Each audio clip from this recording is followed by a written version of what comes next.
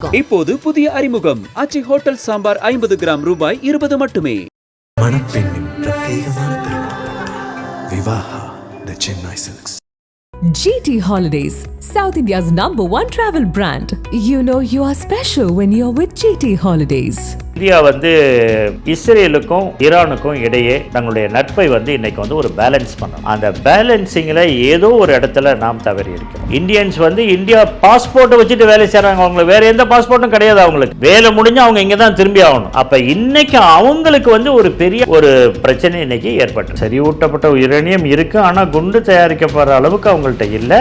ஆனால் அதை நோக்கி அவர்கள் போய் கொண்டிருக்கிறார்கள் என்பதுதான் அவங்க கொடுத்த தகவல். இந்த நதான்ஸ் என்ற இடத்துல, அந்த ஃபோர்தோ என்ற இடத்துல, ஆரக் என்ற இடத்துல, புஷார் என்ற இடத்துல, அந்த 4 இடங்கள்லையும் அவங்க தாக்கி அப்பயே அவங்க அவங்களுக்கு இருக்கக்கூடிய அந்த ஒரு இன்ஃப்ராஸ்ட்ரக்சரை உடைச்சிட்டாங்க. பேச்சுவார்த்தை நடந்து கொண்டு இருக்கும் போதே கொலை செய்திருப்பது அப்படின்றது யாராலும் எந்த சர்வதேச சட்டங்களாலும் ஏற்றுக்கொள்ள முடியாது. அதெல்லாம் பார்க்கும்போது ஈரான் மீதும் இதுல கொஞ்சம் தவறு இருக்கிற மாதிரி பார்க்கலாம். ஈரான் சாதாரணமாக ஒரு போரை விரைவில் முடித்து கொண்டு திரும்ப வேண்டும்.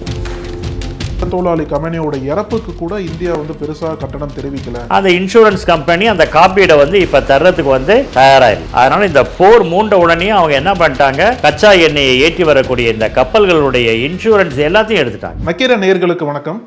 இந்த சிறப்பு நேர்காணலுக்கு உங்களை வரவேற்கிறோம். இந்த நேர்காணலில் நம்மோடு இணைந்திருப்பவர் பேராசிரியரும் சர்வதேச விவகாரங்களுக்கான நிபுணருமான திரு பெர்னார்ட் சாமி அவர்கள். வணக்கம் சார். வணக்கங்க சார். இஸ்ரேல், அமெரிக்கா 2 நாடுகளும் சேர்ந்து ஈரானை தாக்கிட்டு வரதை நம்ம தினம்தோறும் பார்த்துட்ருக்கோம். இந்த செய்திகள் ஒரு புறம் நம்ம தொடர்ந்து பார்த்தாலும் இதுக்கு பின்னாடி இருக்கக்கூடிய பின்னணிகள், இதில் யார் தப்பு சொல்கிறது, இல்லை குறிப்பாக இங்கே வைக்கக்கூடிய குற்றச்சாட்டு என்ன அப்படின்னா, ட்ரம்ப் தொடர்ந்து இந்த ஒரு தாக்குதலில் பல கட்டமாக பல பொய்யான தகவலை கொடுத்துட்ருக்காரு. இந்த தாக்குதலுக்கு என்ன ஃபஸ்ட்டு அவங்க சொன்னாங்க அப்படின்னா, ஈரான் எங்களை தாக்குற மாதிரி இருந்தது, அதை நாங்கள் இது பண்ணதான் நாங்களே முதல்ல தாக்கணுன்ற மாதிரி ட்ரம்ப் ஒரு இதில் சொல்லியிருந்தார். ஆனால் அங்கே இருக்கக்கூடிய இராணுவ அமைச்சகம் என்ன சொல்கிறாங்க அப்படின்னா, அந்த மாதிரி எந்த எவிடன்ஸும் இல்லைன்னு சொல்லிட்டு அமெரிக்காலேயே சொல்கிறாங்க. ஸோ இந்த மாதிரிலாம் நம்ம பார்க்கும்போது இதில் உங்களோட பார்வையில் யார் மீது இந்த தாக்குதலுக்கு யார் மீது நீங்கள் குற்றம் சொல்லுவீங்க சார்? இந்த போர் இப்போது நடந்து கொண்டிருப்பதற்கு ஒரு மாதிரி 2 விதமாக பார்க்கலாம். நம்ம உடனடி காரணம், அதுக்கப்புறம் இதனுடைய பின்னணியில் இருக்கக்கூடிய மற்ற காரணங்கள் அப்படின்னு சொல்லிட்டு நம்ம பார்த்தோம்னா, நம்ம அந்த காசா போர்லேருந்தே பார்க்கணும். காசா போர் நடந்து கொண்டிருந்த பொழுதே ஈரான் இஸ்ரேல் சொல்லிக்கிட்டே இருந்துச்சு, ஈரான் எங்களுக்கு ஒரு பெரிய அவங்கள்ட்டேருந்தான் எங்களுக்கு ஒரு பெரிய சவால் வருகின்றது, எங்களுக்கு பெரிய எதிர்ப்பு ஈரான்லேருந்து தான் வருது. ஒன்று ஈரான் ஹெஸ்புல்லாவை சப்போர்ட் பண்ணுறாங்க, இங்கே காசாவில் ஹமாஸை சப்போர்ட் பண்ணுறாங்க, அதுக்கப்புறம் ஹவுதீஸை ஏமனில் சப்போர்ட் பண்ணுறாங்க. அவங்க எல்லாருமே இஸ்ரேலுக்கு எதிராக இருக்காங்க. அந்த விதத்தில் ஈரான் எங்களுக்கு இருக்கக்கூடிய மிகப்பெரிய ஆபத்து அப்படின்றத இந்த ஒரு செய்தியை ரொம்ப நாளாக அமெரிக்காவுக்கு கொடுத்துட்டு இருந்தது இஸ்ரேல் தான். அப்போ இந்த செய்தி போய்கொண்டே இருக்கிறது. அதுக்கப்புறம் அவங்க ஒவ்வொருத்தரையாக தாக்குறாங்க, லெபனானை தாக்குறாங்க, இவங்கள தாக்குறாங்க. அதுக்கப்புறம் அவங்களுடைய இன்புட் எப்படி இருந்துச்சுன்னா, ஈரான் கையில் அணு ஆயுதங்கள் இருக்கின்றன, அந்த அணு ஆயுதங்கள் இருந்தால் அதை அவர்கள் எங்கள் மீது தான் உபயோகிப்பார்கள், அதனால் அவர்களை தாக்க வேண்டும் என்று சொல்லி தான் ஜூன் மாதம் ஒரு 12 நாள் போர் நடந்தது. அதில் ஈரான் உள்ளே போந்து ஈரானில் இருக்கக்கூடிய அந்த செறிவூட்டப்பட்ட யுரேனியம் அவங்களிடம் இருக்கிறது. அந்த செறிவூட்டப்பட்ட யுரேனியம் குண்டு தயாரிக்கிற அளவுக்கு அவங்க கொண்டு போயிட்டாங்க அப்படின்றதான் அவங்க வைக்கக்கூடிய குற்றச்சாட்டு. அப்போ அந்த ஒரு குற்றச்சாட்டை வைத்துக்கொண்டு அதை IAEA international atomic energy agency இன்ஸ்பெக்ஷனில் என்ன சொல்கிறாங்கன்னா, அப்படி செறிவூட்டப்பட்ட யுரேனியம் இருக்குது, ஆனால் குண்டு தயாரிக்கப்படுற அளவுக்கு அவங்கள்ட்ட இல்லை, ஆனால் அதை நோக்கி அவர்கள் போய் கொண்டிருக்கிறார்கள் என்பதுதான் அவங்க கொடுத்த தகவல்.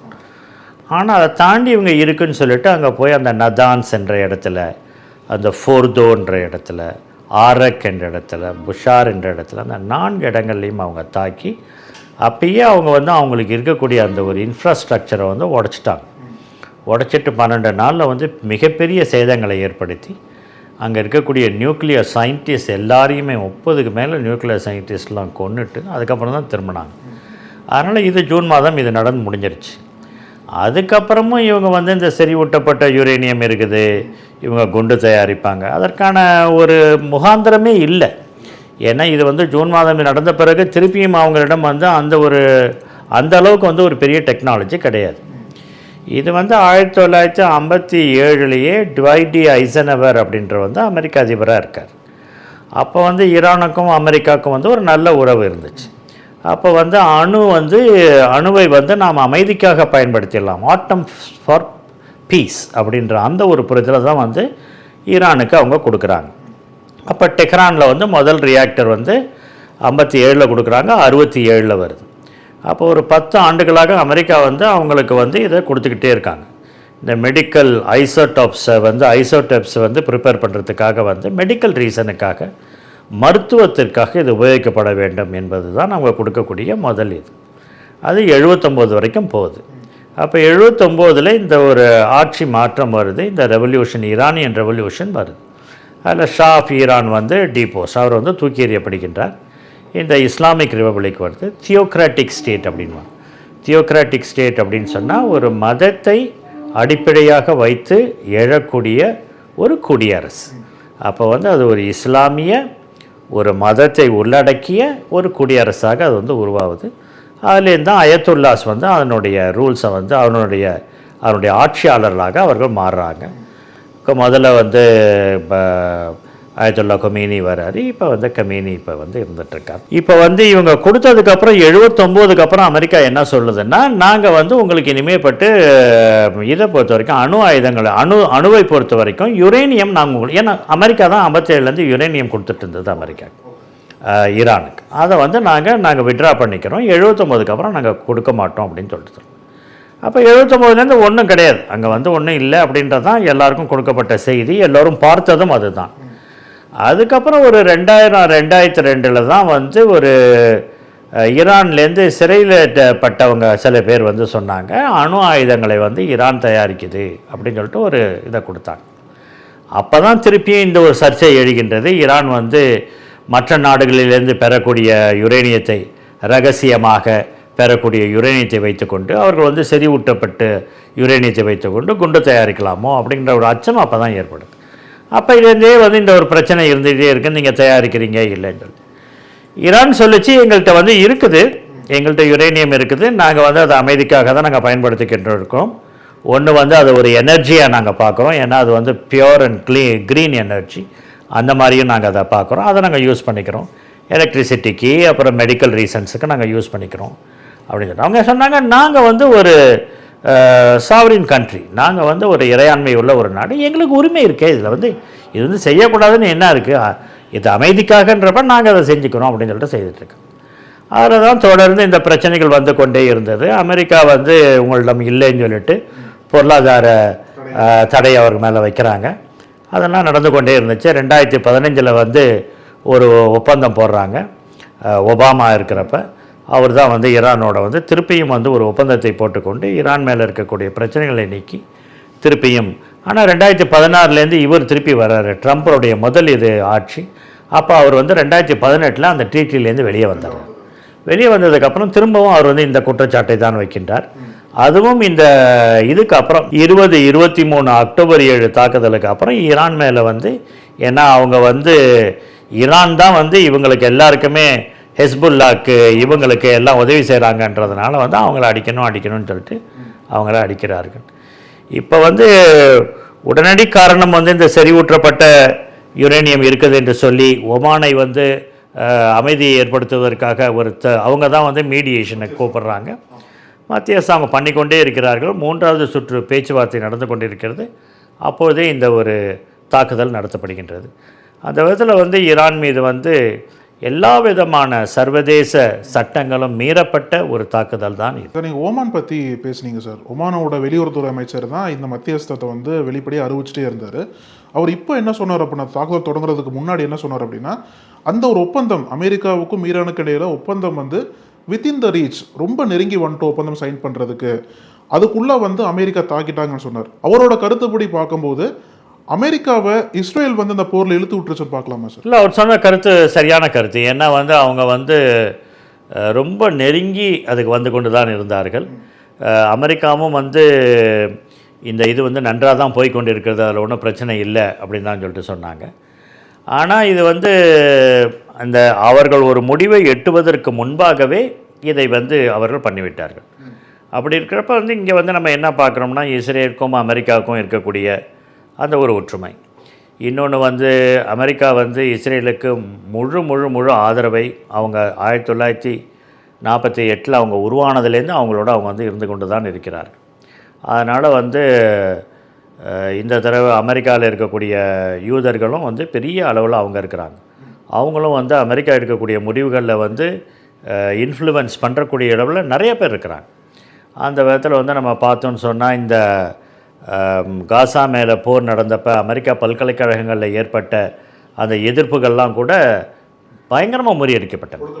ஆமாம், அதே போல் முறியடிக்கப்பட்டு ஒடுக்கப்பட்டு அங்கே இருக்கக்கூடிய பல்கலைக்கழகங்கள் வந்து சில பேர் வந்து, ஏன்னா யூதர்களால் நடத்தப்படுகின்ற பல்கலைக்கழகங்கள்லாம் இருக்குது, யூதர் தலைவர்கள் நிறைய பேர் இருக்கிறாங்க. ஹார்வர்ட் யூனிவர்சிட்டி, கொலம்பியா எல்லாத்துலேயுமே வந்து பயங்கர பிரச்சனைகள்லாம் வந்துச்சு. அதனால் வந்து அமெரிக்காவுக்கு வந்து ஒரு பெரிய ஒரு இன்ஃப்ளூயன்ஸ் என்னென்னா, அப்போ அமெரிக்காவில் வந்து இந்த ஒரு ஜூவிஷ் லாபி வந்து ஒரு பவர்ஃபுல் லாபியாக இருக்கிறனால அமெரிக்கா வந்து அவங்க உதவிக்காக கேட்டுக்கொண்டே இருந்தார்கள். அதன் அடிப்படையில் தான் இந்த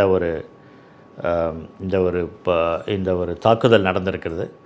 அந்த தாக்குதல் தான் அவர் கொல்லப்பட்டிருக்கிறார். எல்லா சர்வதேச சட்டங்களும் எல்லா அமெரிக்காவிலேயே வந்து இன்றைக்கி வந்து அவங்களுடைய அரசியல் சட்டம் எல்லாமே மீறப்பட்டிருக்கு. ஏன்னா காங்கிரஸ் தான் வந்து வாரை டெக்ளேர் பண்ணணும். ஆனால் இன்றைக்கி வந்து இவர் அதிபர் வந்து இந்த போரை முன்னெடுக்கிறார். நீங்கள் சொன்னது போலயே சார், ட்ரம்ப்போட விதிமீறல்கள் பற்றி பேசும்போது நீங்கள் சொன்னது போலயே அமெரிக்க காங்கிரஸ் தான் ஒரு போருக்கு வந்து ஆத்தரைஸ் பண்ணணும். அது உள்நாட்டில் ஒரு மீறி இருக்கார். அதுக்கு அகைன்ஸ்டாக அங்கே பல எதிர்குறல்களில் எழும்பதை பார்க்குறோம் நம்ம. அதே மாதிரி சர்வதேச அளவில் பார்க்கும்போது ஒரு நாட்டுக்குள்ளே வந்து எப்படி வேணால் நம்ம போகலாம். பொதுவாக பார்க்கும்போது வெனிசுலாவில் அப்படி தான் பண்ணாங்க. மதுரோவை போய் கைப்பற்றதாகட்டும், இப்போ ஈரானுக்குள்ளே வந்து அந்த நாடு தலைவரை கொண்டதாகட்டும், அந்த இன்டர்நேஷ்னல் லா சர்வதேச சட்டங்கள் எல்லாமே ட்ரம்ப்பால் தொடர்ந்து மீறப்பட்டே வரும்போது இந்த போக்கு சர்வதேச அளவில் எப்படிலாம் வந்து எதிர்மறையான தாக்கத்தை ஏற்படுத்தும்னு பார்க்கலாம் சார். இது வந்து ரொம்ப ஒரு எதிர்மறையான தாக்கத்தை தான் இது ஏற்படுத்தும். ஏன்னா இன்றைக்கி வந்து எல்லாருமே இன்றைக்கி நீங்கள் பார்த்தீங்கன்னா, ஸ்பெயின் சொல்லிட்டாங்க நாங்கள் வந்து இதை கொடுக்க மாட்டோம் அப்படின்னு சொல்லிட்டாங்க. எங்கள் இடத்துலேருந்து அமெரிக்கா இதை வந்து ஏர்பேஸை வந்து இனிமேப்பட்டு வார் பிளேன்ஸை வந்து எங்களுடைய இதிலேருந்து தளங்கள்லேருந்து இயக்க முடியாது அப்படின்னு சொல்லிட்டாங்க. அதே போல் இங்கிலாண்டும் ரெசிஸ்டன்ஸ் கொடுத்துக்கிட்டே இருக்கிறாங்க. ஏன்னா இன்றைக்கி ட்ரம்ப் சொல்லியிருக்காரு, இங்கிலாந்து வந்து நாங்கள் நினச்ச அளவுக்கு எங்களுக்கு உதவி செய்யவில்லை அப்படின்னு சொல்லிட்டு இருக்கிறார். இன்றைக்கி ஐரோப்பிய தலைவர்கள்லாம் ரொம்ப வந்து டிவைடடாக இருக்காங்க. ஏன்னா இன்றைக்கி ஐரோப்பாவில் வந்து ஜெர்மனி இவங்க எல்லாருமே இன்றைக்கி வந்து பலஸ்தீனத்தை ஏற்றுக்கொண்ட ஒரு நிலையில் இஸ்ரேலை வந்து முழுவதுமாக சப்போர்ட் பண்ணுறதுக்கு, அமெரிக்காவை முழுவதும் சப்போர்ட் பண்ணுறதுக்கு அவங்க யாரும் ரெடியாக இல்லை. அந்த விதத்தில் வந்து இன்றைக்கி வந்து எல்லா சர்வதேச சட்டங்களும் இன்றைக்கி மீறப்பட்டிருக்கின்றன. இந்த போர் வந்து ஒரு அன்ஜஸ்ட் வார் அப்படின்வாங்க. இது வந்து ஒரு அன்ஜஸ்ட் வார் தானே தவிர்த்து இது வந்து, அதாவது வந்து சில காரணங்கள், உண்மையான காரணங்கள் இருக்குமேயானால் ஒரு நாடு இன்னொரு நாட்டுடன் போர் புரிவதற்கு எல்லா முகாந்திரமும் இருக்கிறது, காரணங்களும் இருக்கின்றன. ஆனால் இது வந்து அந்த மாதிரியான ஒரு இதே இல்லாமல் பேச்சுவார்த்தை நடந்து கொண்டு இருக்கும் போதே இந்த பேச்சுவார்த்தைகளை முறித்து கொண்டு இதை வந்து அவரை போய் தாக்கி அந்த தலைவரை வந்து இன்றைக்கி கொலை செய்திருப்பது அப்படின்றது வந்து யாராலும் எந்த சர்வதேச சட்டங்களாலும் ஏற்றுக்கொள்ள முடியாது. இன்னொன்று வந்து ஒரு பொலிட்டிக்கல் ப்ராசஸஸ், ஒரு டயலாக், இது எல்லாமே இருக்குது. இது இல்லாத ஒரு நிலை வந்து கண்டிப்பாக இது வந்து ஒரு கண்டிக்கத்தக்க. ஒரு புறம் அமெரிக்காவை நோக்கி குற்றச்சாட்டு வைக்கப்பட்டாலும் இன்னொரு பக்கம் ஈரானிய குற்றம் சொல்கிறாங்களே சார். ஏன்னா அந்த ஒரு குறிப்பிட்ட தாக்குதலை ஈரான் வந்து அந்த பகுதி முழுமையாக ஒரு போராக மாற்றிட்டாங்க. ஏன்னா வளைகுடா நாடுகளை வந்து தாக்க ஆரம்பித்தாங்க, அங்கே இருக்கக்கூடிய அமெரிக்கன் பேசஸ் அட்டாக் பண்ணாங்க. அதெல்லாம் பார்க்கும்போது ஈரான் மீதும் இதில் கொஞ்சம் தவறு இருக்கிற மாதிரி பார்க்கலாமா சார்? ஈரான் வந்து தனிமைப்படுத்தப்பட்ட ஒரு நாடாக ஆகிவிட்டது. அங்கே வந்து இந்த காசா போர் அதை தொடர்ந்து நம்ம பார்த்தோன்னு சொன்னால் எல்லா அரபு நாடுகளுமே வந்து கிட்டத்தட்ட வந்து ஒரு இணக்கமான ஒரு நல்ல சூழ்நிலையை தான் வச்சுருந்தாங்க. அதுவும் வந்து அவங்கெல்லாம் வந்து ஈரானுக்கு வந்து எதிரான நாடுகள் அல்ல. அவங்கெல்லாம் ஈரானோட ஒரு நல்ல உறவு வச்சுக்கணும் அப்படின்னு சொல்லிட்டு தான் பார்த்தாங்க. ஆனால் பொதுவாகவே அந்த சியா சன்னி அந்த வகுப்பினர் வந்து சவுதியில் அங்கே மேஜராக இருக்காங்க. சவுதியும் ஈரானும் ரொம்ப வருடங்களாகவே வந்து தனித்து தானே செயல்பட்டாங்க சார். தனித்து செயல்பட்டாங்க. பட் இருந்தால் கூட வந்து அவங்க வந்து ஒரு அந்த பகைமை உணர்வுன்றது வந்து ஒரு நாடுகளை அழிக்கக்கூடிய அளவுக்கெல்லாம் இல்லை இன்றைக்கி. ஏன்னா வந்து இன்றைக்கி வந்து வெஸ்ட் ஏஷியாவில் வந்து பீஸ் இருக்கணும் அப்படின்றத வந்து எல்லாரும் விரும்புகின்ற காரணத்தினால 48லேருந்தே தொடர்ந்து வந்து இந்த பலஸ்தீன இஷ்யூ வந்து எபி சென்டர் ஆஃப் இதாக இருக்கிறதுனால எல்லாருமே வந்து ஒரு அமைதி இல்லாத ஒரு நிலையில் அமைதி ஏற்பட வேண்டும் என்பது தான் பார்த்து கொண்டிருந்தார்கள். சவுதியும் இஸ்ரேலுமே வந்து ஒரு உடன்படிக்கை செய்து கொள்வதற்கான ஒரு வாய்ப்பை தானே கிட்டத்தட்ட வந்துட்டாங்க. அந்த மாதிரியான ஒரு சமயத்தில் தான் வந்து அந்த ஒரு 2023 வந்து இந்த போர் வந்து இன்றைக்கி ஏற்பட்டது. அதனால் வந்து நம்ம இதை பார்க்கும்போது இந்த வெஸ்ட் ஏஷியாவில் வந்து ஈரான் இருப்பது ஈரானுக்கு வந்து பகைமை என்பது வந்து சுற்றி இருக்கிற நாடுகள்லேருந்து வரவில்லை. அவர்கள்லாம் இணக்கமாக இருக்க தான் விரும்பினார்கள். ஆனால் அமெரிக்காவுடைய தளங்கள்லாம் அங்கே இருக்கின்ற காரணத்தினால அவைகளை அவர்கள் பயன்படுத்துகிறார்கள் என்கின்ற காரணத்தினால்தான் ஈரான் வந்து அவர்களை தாக்குகின்றது. ஈரானுக்கு வந்து பஹ்ரைன் மேலேயோ குவைத் மேலேயோ சவுதி அரேபியா மேலேயோ வந்து தனிப்பட்ட முறையில் வந்து அவங்கள தாக்குவாங்கன்னா கட்டாயம் தாக்க மாட்டாங்க. ஆனால் அங்கிருந்து நாங்கள் தாக்கப்படுகின்றோம். உங்களுடைய ஏர்பேஸையும் உங்களுடைய நேவல் பேஸையும் வச்சுக்கிட்டு அவங்க எங்களை தாக்குறாங்க. அதற்கு இடம் கொடுத்த உங்களை நாங்கள் கண்டிக்கிறோம். அப்போதே தான் வந்து ஈரான் வந்து இன்றைக்கி சொல்லுகின்றது. இன்னொன்று வந்து ஈரான் சொல்லுகின்றது என்னென்னா, எங்களுடைய மிகப்பெரிய ஒரு தலைவரை, எங்களுடைய முக்கியமான தலைவர், எங்களுடைய தலைவர் அவர் தான். எங்களுக்கு வந்து பொலிட்டிக்கல் லீடரும் அவர் தான், எங்களுக்கு வந்து ரிலீஜியஸ் லீடரும் அவர் தான். அப்படி இருக்கிற வந்து நீங்கள் வந்து உள்ளே புந்து நீங்கள் வந்து அவரை கொலை செய்தப்போ நாங்கள் கட்டாயமாக வந்து இன்றைக்கி இந்த போருக்கு நாங்கள் தயாராகின்றோம் அப்படின்னு சொல்லிட்டு அவங்க 88 ஒரு பெரிய போர் எடுத்தாங்கல்ல.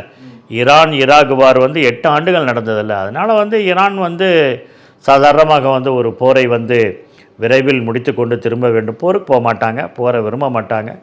ஷியா மக்கள் எல்லாருமே நன்றாக படித்தவர்கள், நல்ல கலாச்சாரம், நல்ல இது இருக்கக்கூடிய ஒரு நாடு, பண்பாடு கலாச்சாரம் அவங்களுக்கு எல்லாமே இருக்கக்கூடிய ஒரு அதனால் வந்து அவங்க வந்து அந்த மாதிரியான இதுக்கு வந்து ரெடியாக இல்லை. ஆனால் இந்த ஒரு காரணத்தினால்தான் அவர்கள் இப்போது போருக்கு இறங்கியிருக்கு. ஆனால் இன்னொரு புறம் வந்து சார், ஈரானில் இதுவரைக்கும் ஆட்சி பண்ண அயத்தோலா அலி கமனி எதிராகவே வந்து பல குற்றச்சாட்டுகள் இருக்குல்ல. இப்போ மனித உரிமைகளை ரொம்ப மீறி இருக்காரு, உள்நாட்டு போராட்டங்களை வந்து ஒடுக்கிறதாகட்டும், இந்த மாசா அமீனின்ற பெண்மணியோட கொலையாகட்டும், இதெல்லாமே இப்போ கூட போராட்டம் பண்ணாலும் 1000க்கும் மேற்பட்ட மக்களை வந்து கொண்டிருக்காங்க, அவரோட தலைமையில தான் காவல்படை வந்து கொண்டிருக்காங்கன்னு சொல்கிற குற்றச்சாட்டு வைக்கப்படுதில்லை சார். ஏன்னா அவரோட இறப்புக்கு வந்து பல ஈரானியர்கள் வந்து கொண்டாடவும் செய்கிறாங்கல்ல. அவர் இறந்துட்டார், ஜனநாயகம் இனிமேல் ஈரானில் வந்துடும்ன்ற மாதிரி ஒரு பவர் பார்க்கப்படுதில்லை சார். அதாவது வந்து ஒரு நாட்டில் வந்து ஒரு புரட்சி ஏற்படுதுன்னா அந்த புரட்சி வந்து மாற்றத்தை கொண்டு வரக்கூடிய புரட்சியாக ஒரு ஒயிட் ஸ்ப்ரெட்னுவாங்க, நல்லா பரவி அதுக்கு வந்து ஒரு முக்கியத்துவம், அதாவது வந்து ஆட்சி மாற்றம் என்பது நன்றாக தெரியும். அந்த மாதிரியான ஒரு புரட்சி தான் வந்து மக்கள் வேண்டுகின்ற ஒரு புரட்சியாக இருக்கும். ஆனால் எந்த நாட்டிலுமே ஆளுகிறவர்கள், ஆளுங்கட்சி அவங்களுக்கெல்லாம் வந்து ஆப்போசிஷன் இருக்கிறதுன்றது வந்து ஒன்றும் ஒரு ஜனநாயகத்தில் கட்டாயமாக ஆப்போசிஷன் இருக்கணும். அந்த விதத்தில் வந்து எதிர்ப்பு அப்படின்றது வந்து ஒரு ஜனநாயகத்தில் வந்து கட்டாயமாக வந்து எதிர்ப்பு இருக்கணும். அந்த விதத்தில் வந்து அங்கே எதிர்ப்பு இருக்கிறது அப்படின்றது வந்து நம்மளுக்கு ஒன்றும் பிரச்சனை இல்லை. ஈரானில் வந்து இன்றைக்கி இருக்கக்கூடிய தலைவர்களுக்கு எதிர்ப்பு இருக்குது. அந்த எதிர்ப்புக்கு எதிராக டெமான்ஸ்ட்ரேஷன் நடக்குது. ஒன்றும் அதெல்லாம் வந்து ஜனநாயகத்தில் வந்து ஏற்றுக்கொள்ளக்கூடிய எதிர்ப்புக்கு தான் ரைட் டு டிசென்ட் அப்படின்னு சொல்கிறோமே, எதிர்ப்பை தெரிவிப்பதற்கான உரிமை அப்படின்றது கட்டாயமாக இருக்கின்றது. ஆனால் அந்த எதிர்ப்பையெல்லாம் இன்றைக்கி வந்து ஒரு இதாக மாற்றிக்கிட்டு அதை ஒரு காரணியாக வைத்துக்கொண்டு அந்த நாட்டில் உள்ளே செல்வது அப்படின்றது தான் இன்றைக்கி வந்து அந்த மக்களுக்கு எல்லா உரிமையும் இருக்குது. அந்த மக்கள் அந்த தலைவர்களை கண்டிப்பதற்கும் அந்த மக்களுக்கு எதிராக எழுவதற்கும் அந்த தலைவர்களுக்கு எதிராக கொண்டு வந்து வேறு ஒரு ஆட்சியை கொண்டு வருவதற்கும் அவர்களுக்கு உரிமை இருக்கின்றன. எந்த வெளியிலேருந்து நம்ம போய் வந்து இப்போ வந்து அவர் இறந்துட்டார், அவருடைய அந்த தலைவரை கொண்டு விட்டார்கள், இப்போ ஆட்சியை யார்கிட்ட கொடுக்க போகிறாங்க? இன்றைக்கி வந்து அடுத்தது என்ன, வாட் இஸ் நெக்ஸ்ட் அப்படின்னு சொன்னால் யார்ட்டையும் பதில் இல்லையே. அவரோட மகன் தான் மறுபடியும் வந்திருக்காரு. இப்போ வந்து என்ன மாற்றத்தை நீங்கள் கொண்டு வர போகிறீங்க? நீங்கள் அந்த மக்கள் ரெடியாக இருக்காங்களா? இல்லை அவருக்கு இருக்கக்கூடிய அந்த ஒரு இதுன்றது வந்து இந்த கொலையை வந்து இன்றைக்கி கண்டம் பண்ணுற அந்த கூட்டம் தானே இன்றைக்கி மிக அதிகமாக இருக்கின்றது. மக்கள் வந்து மிக பெரிய அளவில் வருத்தத்தை தருவதற்காக தான் இன்றைக்கி கூடுகின்றார்களே தவிர இன்றைக்கி வந்து கொண்டாட்டம் பண்ணலாம். ஆனால் வந்து கொண்டாட்டத்தை பண்ணுறவர்களுடைய எண்ணிக்கையும் இதை வருந்துவதற்குடைய எண்ணிக்கையும் நீங்கள் பாருங்கள், மிகப்பெரிய அளவில் வந்து இதை வருந்துவதற்கான எண்ணிக்கை அறிக்கை. அங்கே மட்டும் இல்லை, எல்லா நாடுகள்லையும் நடக்குது. எல்லா நாடுகள்லேயும் இன்றைக்கி வந்து ஷியா பிரிவினை சேர்ந்தவர்கள் ஈவன் மற்றவர்களுமே கூட இன்றைக்கி வந்து அவர் இறந்ததை வந்து இன்றைக்கி வந்து கண்டிக்கிறார்கள் அப்படின்றது தான் இன்றைக்கி இருக்கக்கூடிய ஒரு நிதர்சன உண்மை. இதில் இந்தியாவோட நிலை என்ன சார்? இப்போ அயத்தோலா அலி கமேனியோட இறப்புக்கு கூட இந்தியா வந்து பெருசாக கண்டனம் தெரிவிக்கலை. ஏன்னா இதில் கொஞ்சம் பெருசாக எந்த விதமான ரியாக்ஷனும் இந்தியா காட்டாத மாதிரி கூட இன்றைக்கி நிறையா செய்திகள் சொல்லப்படுது. ஏன்னா அதில் கூட இப்போ தான் பிரதமர் சமீபத்தில் இஸ்ரேல் போயிட்டு வந்தார். ஸோ அதனால் ஏற்கனவே வந்து அமெரிக்காவை எதிர்த்து பேசுனதுக்காக தான் டாரிஃப்லாம் ட்ரம்ப் போட்டார் இந்தியா மீது. ஸோ அந்த மாதிரி மீண்டும் எதிர்த்து பேச வேண்டாம், ஈரானுக்கு ஆதரவாக பேச வேண்டாம்னு சொல்லிட்டு இந்தியா முடிவில் இருக்காங்களா?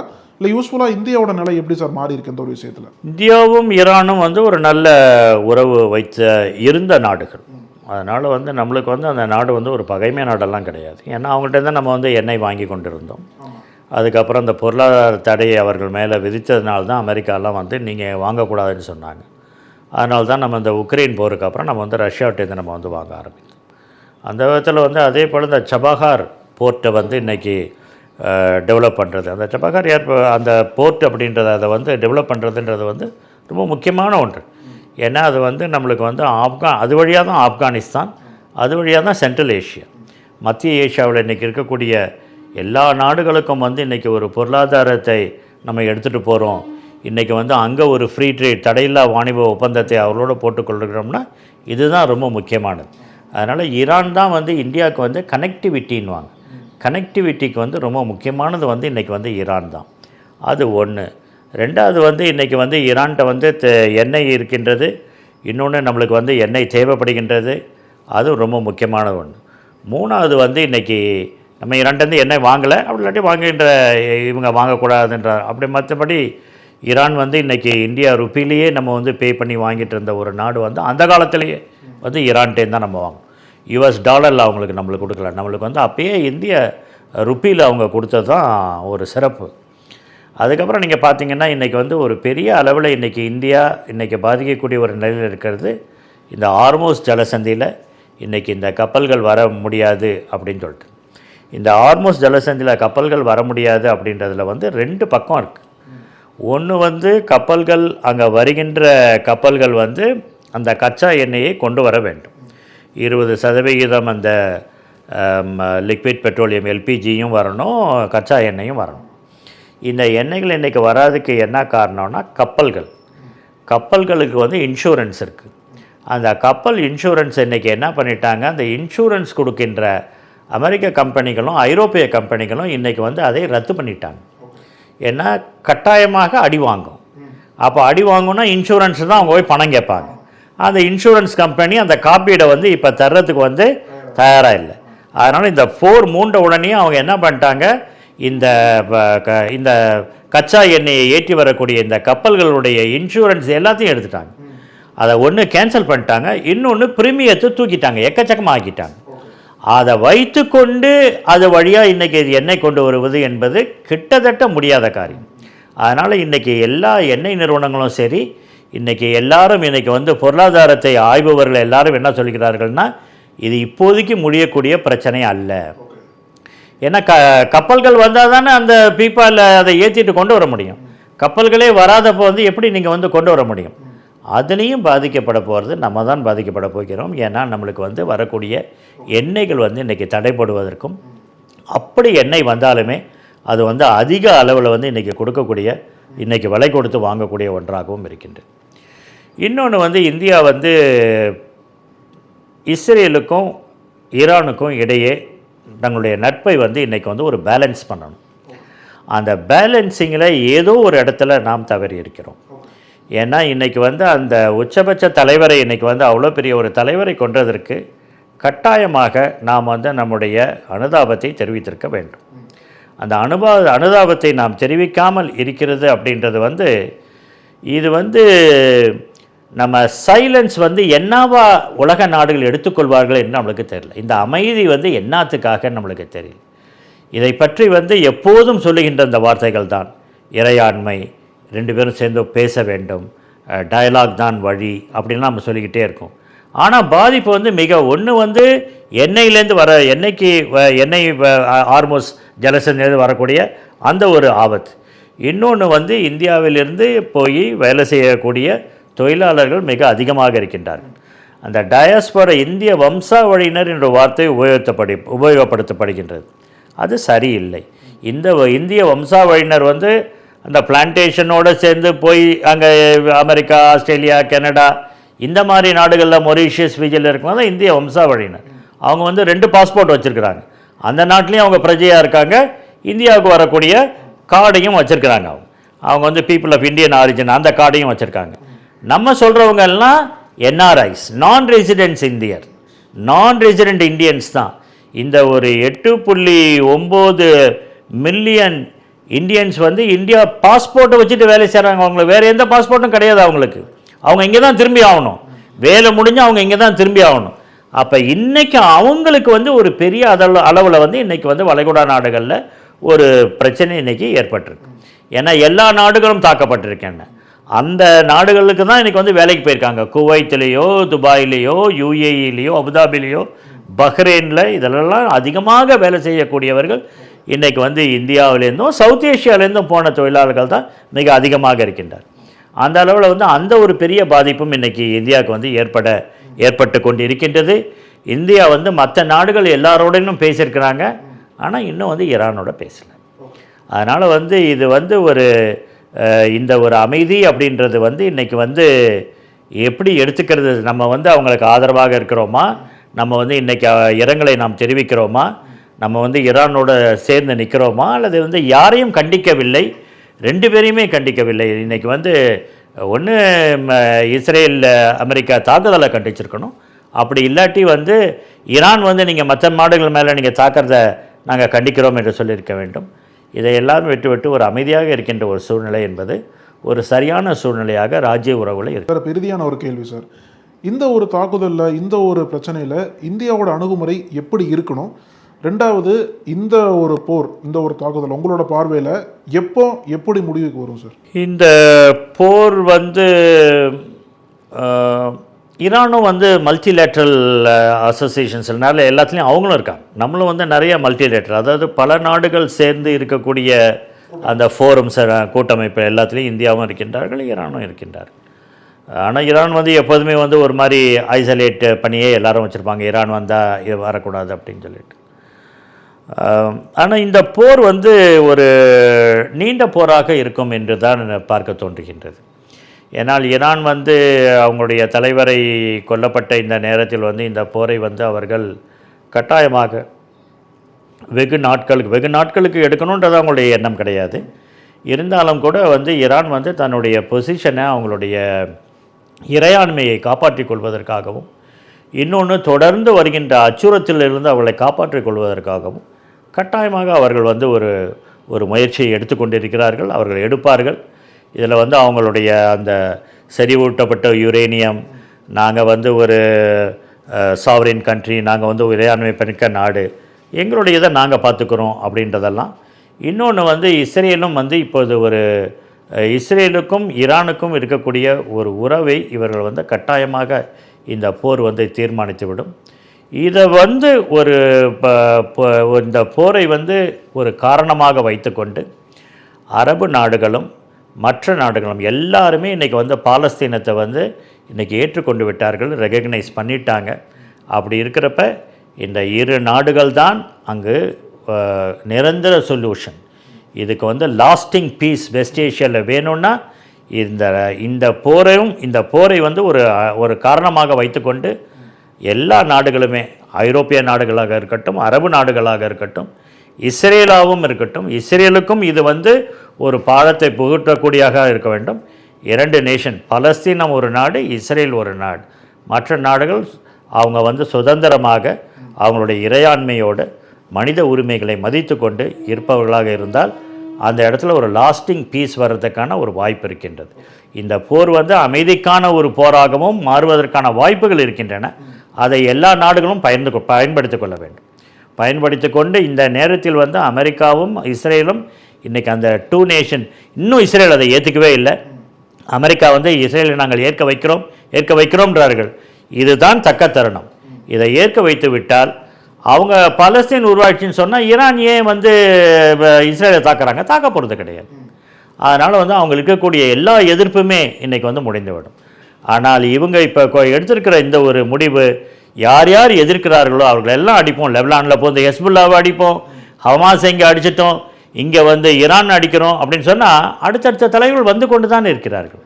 அந்த தலைவர்கள் வந்து என்ன ஒரு சித்தாந்தத்தை வைத்திருப்பார்கள்னா அதை விட இன்னும் அதிகமாக ஒரு ரெசிஸ்டன்ஸை நம்ம கொடுக்கணும் அப்படின்னு தான் அவங்க வருவாங்க. யாரும் விட்டு கொடுக்கணும் அப்படின்ற மாதிரிலாம் வரமாட்டாங்க. அதனால் வந்து இதுக்கு ஒரு நிரந்தர முடிவு வேண்டும் என்று சொன்னால் இந்த போர் வந்து இந்த 2 நேஷன் தியரி, இந்த 2 நாடுகளும் ஒன்றோடு ஒன்று இணக்கமாக இருந்து வருவதற்கான ஒரு முடிவை எடுத்தால் இது நடக்கும். ரைட் சார், நீங்கள் சொன்னது போலவே இப்போ சமீபத்தில் கூட ஒரு ஃபோட்டோவை பார்த்துருப்போம். ஒரு சோகமான ஒரு நிகழ்வுன்னு கூட சொல்லலாம். கிட்டத்தட்ட இஸ்ரேலோட பாம்பிங்கில் 180 பள்ளி மாணவர்கள் ஈரானில் கொல்லப்பட்டாங்க. அவங்களோட அந்த அடக்கம் பண்ணுறதுக்காக அதெல்லாம் பார்த்தோம் நம்ம. ஸோ அதனால் வந்து இனிமேல் இந்த மாதிரி ஒரு கொடூரமான காட்சிகளை பார்க்காம அந்த பகுதி முழுமையுமாக ஒரு நீண்ட நெடிய ஒரு அமைதி நிலவணும் அப்படின்ற ஒரு நம்பிக்கையோடு அந்த பேட்டியை முடிக்கிறேன் சார். ரொம்ப நன்றி சார். நன்றிங்க. நக்கீரன் டிவிக்கு சப்ஸ்கிரைப் செய்யுங்கள். உங்கள் ஆதரவே எங்கள் பலம். ஆசிரியர்களுக்கு நண்பனாகவும் மாணவர்களுக்கு ஆசானாகவும் திகழும் தேர்வு வழிகாட்டி. ஒவ்வொரு பாடத்திற்கும் அனுபவமிக்க ஆசிரியர்களின் துல்லியமான தெளிவான விடைகள். CNC இருக்கு, தேர்வு பயம் எதற்கு? இது தீரன் பப்ளிஷிங் ஹவுஸ் விற்பனை வெளியீடு.